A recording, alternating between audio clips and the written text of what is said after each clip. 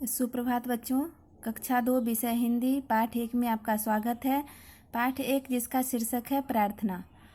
तो आइए शुरू करते हैं। प्रार्थना पाठ यानी एक कविता है और इसमें प्रार्थना के माध्यम से यानी बच्चे जो है अपनी बात को कैसे ईश्वर के सामने प्रकट कर रहे हैं। तो इस प्रस्तुत पाठ में यानी प्रार्थना में बालक प्रभु से दुखियों तथा पथ से भटके हुओं की सहायता करने योग्य बनने का वरदान मांग रहे हैं। अर्थात इस पाठ में बालक जो है ईश्वर से दीन दुखियों यानी गरीबों की, दीन दुखियों की और पथ से भटके हुए लोगों की यानी गरीबों की सहायता करने योग्य बनने का आशीर्वाद भगवान से मांग रहे हैं और बच्चे जो है गुणवान बनना चाहते हैं। तो इस पाठ में ये बच्चे जो है एक प्रार्थना के माध्यम से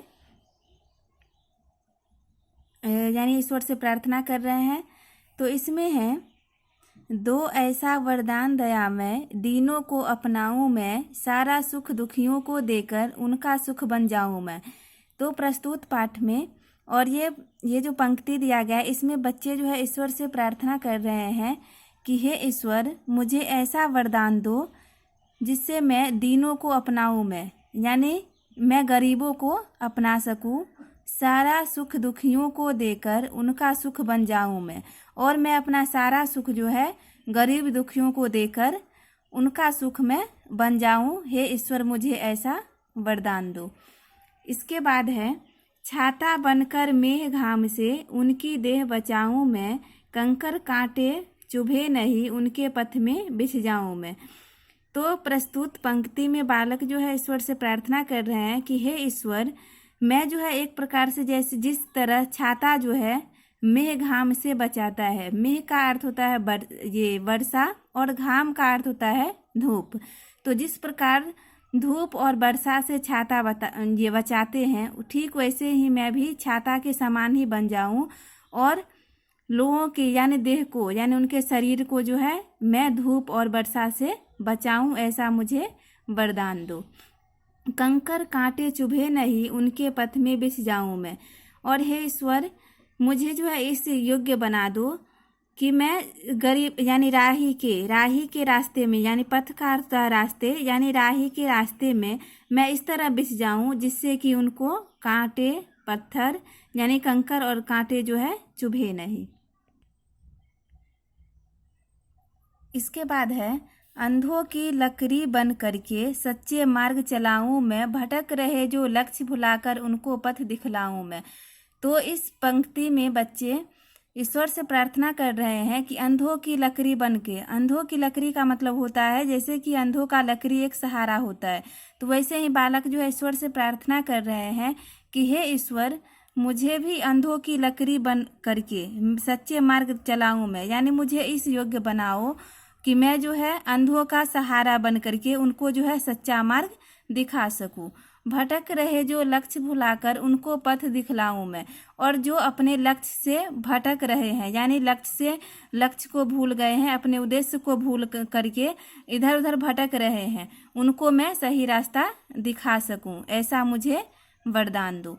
इसके बाद बालक प्रस्तुत पंक्ति में ये कह रहे हैं कि गुण समूह को प्रकट करूं, अवगुण को सदा दुराऊं मैं, धागा बनूं अंग निज देकर सबके छिद्र छिपाऊं मैं।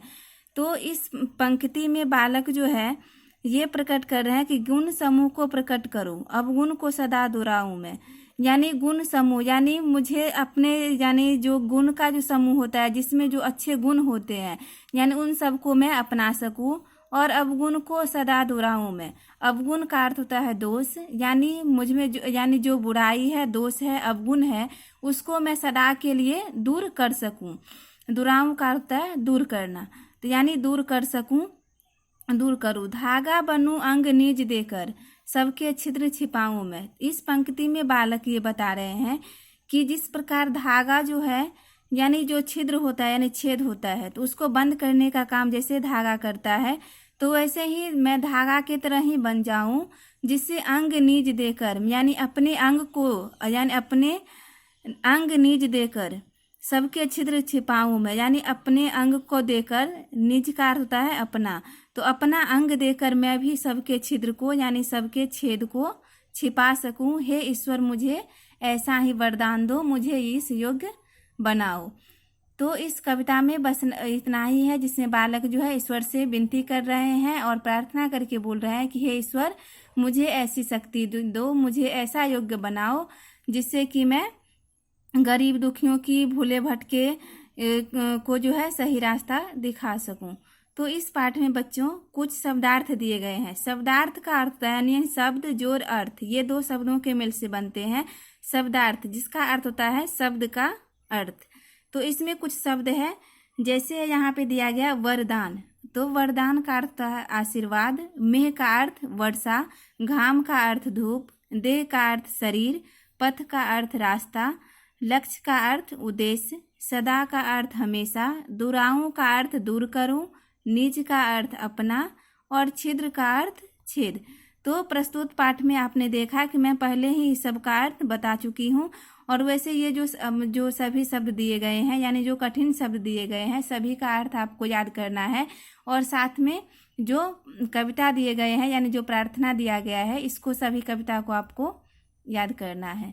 तो इस पाठ में पार्ट 1 वीडियो में बस इतना ही। इसके बाद जो आगे क्वेश्चन आंसर है। तो आज के लिए बस इतना ही। धन्यवाद।